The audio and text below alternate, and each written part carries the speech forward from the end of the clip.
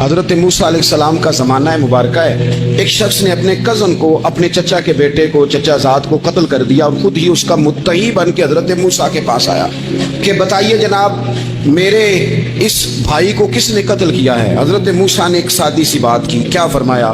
وَإِذْ قَالَ مُوسَىٰ لِقَوْمِهِ إِنَّ اللَّهَ يَأْمُرُكُمْ أَن تَذْبَحُوا بَقَرَةً۔ حضرت موسیٰ علیہ السلام نے اپنی قوم سے کہا کہ اللہ تمہیں حکم دیتا ہے کہ ایک گائے ذبح کرو، گائے کا کچھ حصہ مقتول کو مارو، وہ خود اٹھ کے بتا دے گا مجھے کس نے قتل کیا ہے۔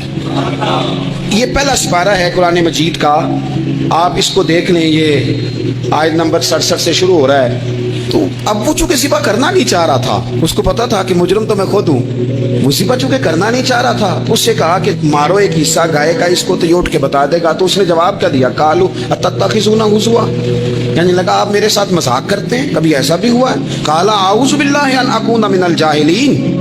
حضرت موسیٰ علیہ السلام فرمانے لگے میں اللہ کی پناہ مانگتا ہوں میں جاہلوں میں سے ہو جاؤں۔ ہر وقت مذاق کرتے رہنا یہ تو جاہلوں کا طریقہ ہے۔ کن کا ہے؟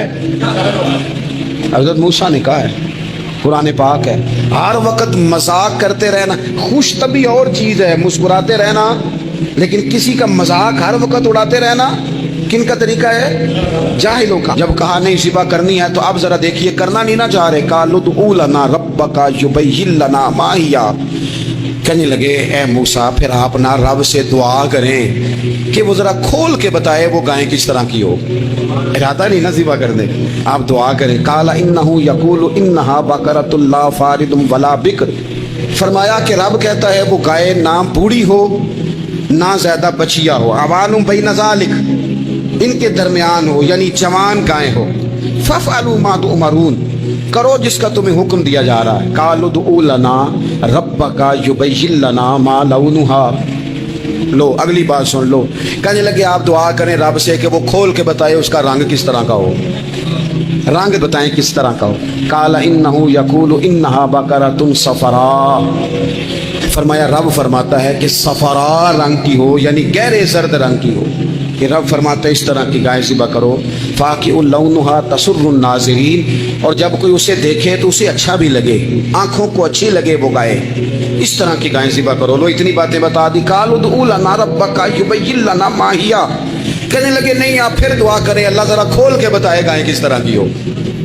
ان البقرہ تشابہ علینا، ہمیں ذرا گائیں پر شبہ پڑ گیا ہے کس طرح کی ذبح کرنی چاہیے۔ وَإِنَّا انشاءاللہ لمہتدون، اگر اللہ نے چاہا تو ضرور ہم ہدایت پا جائیں گے۔ پھر اللہ تعالیٰ نے فرمایا کہ قال انہ یقول انہا بقرۃ لا ذلول تثیر الارض، گائیں اس طرح کی ہو کہ وہ کبھی کھیتی میں نہ چلائی گئی ہو، یعنی اس کو کبھی کام نہ اس سے لیا گیا ہو۔ بیل کو لوگ لگاتے تھے نا، جو کام آج ٹریکٹر سے لیا جاتا ہے وہ گائے بیل سے لیا جاتا تھا، تو وہ کھیتی باڑی کے کام نہ اس کو لگایا گیا ہو، ولا تسقی الحرث، اور نہ اس سے پانی نکالا گیا ہو، نہ کھیت چلانے ہل چلانے میں لگائی گئی ہو، اور وہ جو کنواں ہوتا تھا جس کے گرد گائیں گھومتی تھی، تو کہا وہ بھی کام اس نے نہ کیا ہو گائے نے۔ مسلمۃ لا شیۃ فیہا، وہ ہر عیب سے پاک ہونی چاہیے۔ قالوا الآن جئت بالحق، اب کہنے لگے اب آپ صحیح بات لے کے آئے، اب سوال ختم ہو گئے نا، کہنے لگے اب آپ بات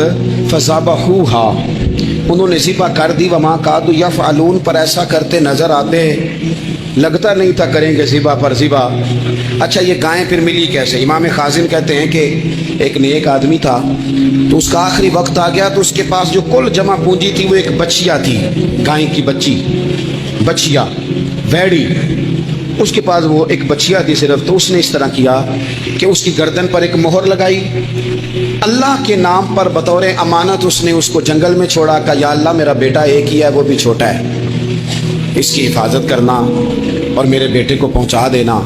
بچہ بالغ ہو گیا، اس کی ماں نے کہا بیٹا جو امانتیں رب کے پاس رکھوائی جائیں نا ان میں خیانتیں نہیں ہوا کرتی، جا کے جنگل میں آواز دے تیری گائے واپس آ جائے گی۔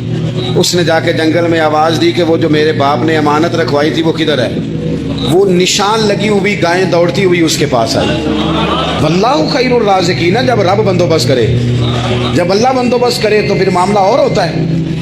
وہ گائے آ گئی، اب اس نے کیا کیا اس نوجوان نے کہ وہ گائے گھر لایا، ماں سے آ کے کہا کہ اماں یہ تو اللہ نے فضل کر دیا۔ ماں کہنے لگی پتر حالات ہمارے خراب ہیں، मंडी में ले जा, इसे बेच दे, लेकिन सौदा मेरी मर्जी के बगैर तय ना करना। किसकी मर्जी के बगैर? किसकी? अम्मा की मर्जी। और सुनो यार, थे कुछ लोग जिनको लोगों ने ताने भी दिए कि तुम माँ के पीछे लग गया है, लोगों ने बड़ा कुछ कहा, पर जो माँ की मर्जी पे लगे नाकाम नहीं होते जिंदगी में। ये देखो, माँ की मर्जी पे लगा, उसकी कीमत कितनी थी गाय की? बड़ी महंगी थी, पर 3 दिनार की थी। मंडी में ले गया, 3 दिनार उसकी कीमत लग गई। तो माँ ने कहा था मेरी मर्जी के बगैर सौदा ना करना। अब बच्चे तो नहीं ना मानते, अम्मा को क्या पता बाहर बिजनेस क्या है, लेन देन क्या है, पर माँ ने कहा था मेरी मर्जी। बंदा दे रहा है उसे 3 दिनार, उसने कहा जी मैंने तय तब करना है, डन तब करना है, पहले अम्मा से पूछना है। घर जाके अम्मा से पूछा, अम्मा कहने लगी दे दे। वापस आया तो उसने कहा कि मैं 6 दिनार देता हूँ, पर मेरी शर्त है माँ से नहीं पूछना। उसने कहा तू 12 भी दे, डनता भी होना है जब अम्मा ने कहना है। वो जब इस तरह की उसने गुफ्तगू की, वापस अपनी वालदा के पास गए, कहने लगे अम्मा समझ नहीं आती, 3 दिनार की गायें बंदा 12 में खरीदने को तैयार है, शर्त लगाता है कि अम्मा से नहीं पूछना। तो वालदा कहने लगी पुत्र पहले उससे जाके पूछ क्या वो है कौन, ये कोई रूहानी मामला है, कोई गैबी मदद है, पूछ। उससे जाके पूछा तो वो कहने लगा मैं तो फरिश्ता हूँ अल्लाह का,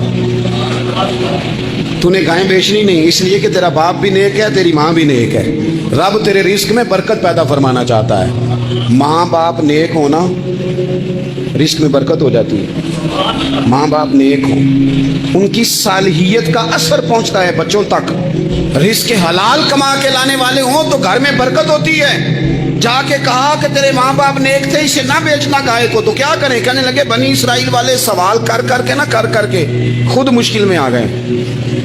अब वो ऐसी गाय जो जवान भी हो, यहाँ तो हर गरीब आदमी अपनी गाय यहाँ लगा देता है, खेती बाड़ी में यहाँ लगा देता है, कुएं में पानी निकालने में, तो यहाँ तो हर एक की गाय। तो ऐसी गाय जिसका रंग भी इतना प्यारा हो, ज्यादा बूढ़ी ज्यादा बच्ची भी ना हो, और अभी तक खेत में भी ना लगी हो, वो सिवाय तेरे कहीं नहीं है।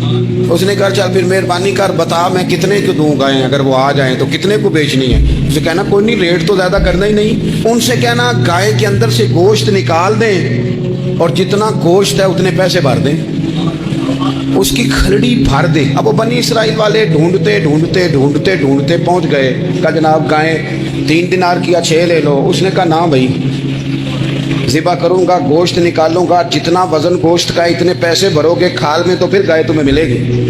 अब मजबूर थे, क्या करते? इब्ने कसीर हदीस लाए हैं, इमाम सयूती ने दुर्रे मंसूर में भी लिखी है। नबी पाक सल्लल्लाहु अलैहि वसल्लम ने फरमाया सुनो जवानों, और इसे दिल की तख्ती पे लिखो। नबी पाक अलैहिस्सलाम ने फरमाया अगर बनी इसराइल वाले ज्यादा सवाल ना करते तो इतनी मुश्किल का शिकार ना होते। इन्होंने सवाल इतने किए कि चारा नहीं है अब इनके लिए, चारा नहीं है अब इनके लिए कि ये इधर उधर जा सके, मजबूरी बन गई। यही गाय खरीदनी है, यही ले जानी है। अब इतना सारा माल जमा करके वो गाय खरीदी, ज़िबा की, तो मकतूल को जब उसका एक हिस्सा मारा तो उसने उठ के कह दिया ये जो मुदई बना हुआ है ना, यही तो मेरा कातिल है, यही तो मेरा कातिल है, यही तो है, इसने ये सारा काम किया।